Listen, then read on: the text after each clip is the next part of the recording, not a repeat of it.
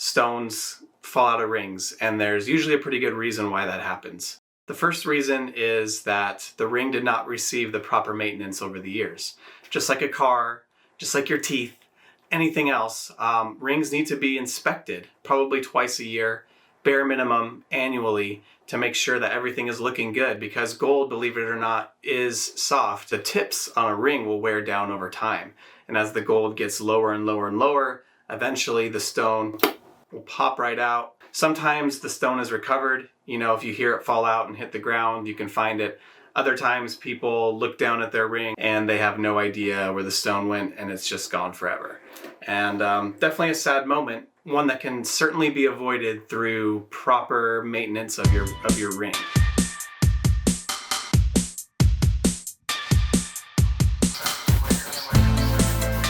So in this case, I took the ring and I rebuilt the tips and I replaced the stone.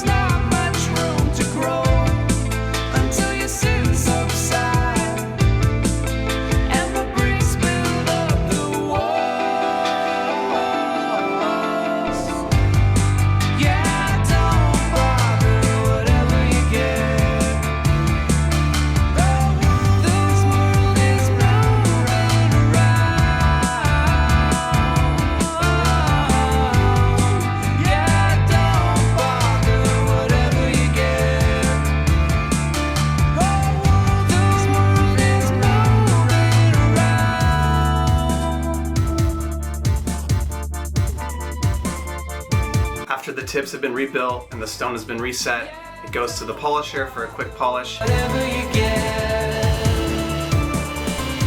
The world is moving around.